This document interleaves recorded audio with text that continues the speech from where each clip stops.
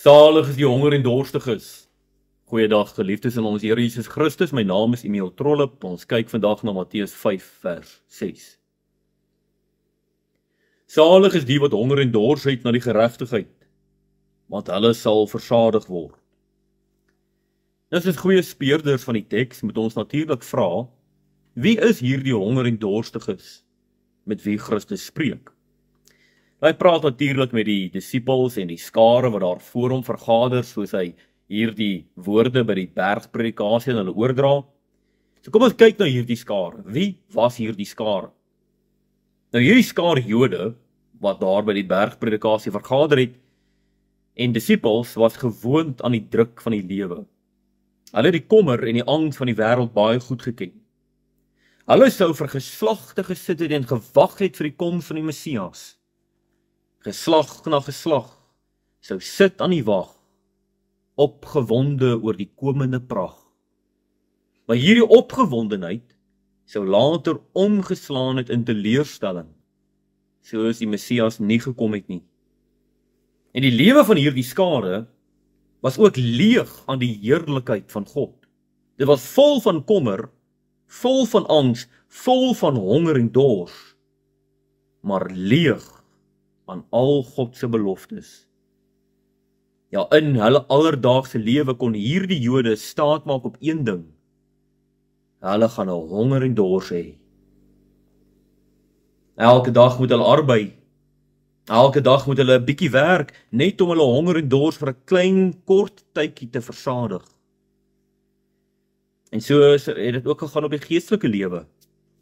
Hierdie volk was verdruk deur die Romeinse ryk en omdat hulle so verdruk was, het hulle ook gesmag na God se geregtigheid, na al God se beloftes wat hy in die Ou Testament gemaak het, om ook oor hulle waar te word. En daarom dat Christus in sy saligspreuke byvoeg, salig is die wat honger en dors het na die geregtigheid. 'n Honger en dors na die geregtigheid. Sien, 'n honger en dors kon hierdie skare baie goed begryp het. Dit het hulle elke dag geken, maar 'n honger en dors na die geregtigheid, dit het hulle altyd ontwyk. Nou geregtigheid beteken natuurlik dit wat reg is in die oë van die Here. En God se reg word in sy wet weggelê. Deur God se wet te doen, kan die kind van God leer om die naam van God met sy hart en siel lief te hê. En daarom dat daar gesing was in Psalm 119, wel geluksalig is die opregtes van weg, wat in die wet van die Here wandel. Om hierdie honger en dors na geregtigheid te besef, moes die skare gehoor het.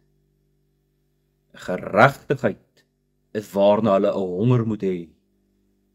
En dan sou hulle begryp het, maar ons doen nie die wet van God nie. Hy wat besef, hy het werklik 'n honger vir die geregtigheid van God, sou eers sy eie elende en sonde moes erken het. Dit beteken om soos Paulus daar in Romeine 7 te erken, die goeie wat ek wil doen ek nie, maar die kwaad wat ek nie wil nie, dit doen ek.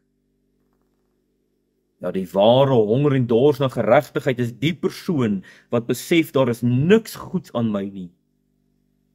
Smaggend is ek na God se geregtigheid.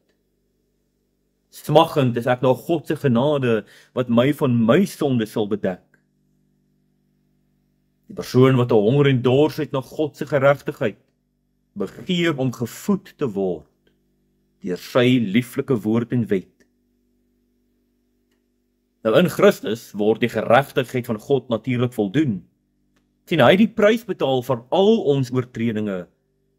En daar aan die kruis sou hy gesterf het. En aan die geregtigheid van God sou hy betaal het.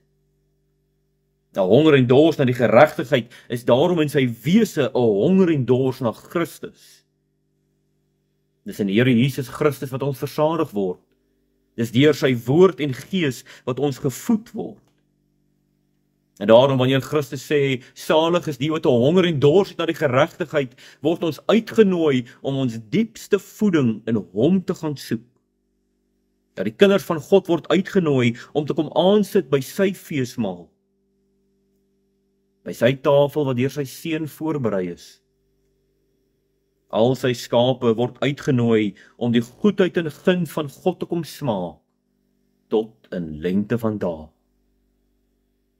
Amen. Terwyl ons so sit, kom ons bid saam. Wel, geluksalig is die opregtes van weg, wat wandel, wat 'n honger en dors het na u wet. En daarom loof ons u en ons prys u, o Here Jesus Christus, wat kom voldoen het aan God se geregtigheid. Ons kom versadig het van verlossing, en ons kom voed het met waarheid. Ons loof u tot in ewigheid. Amen.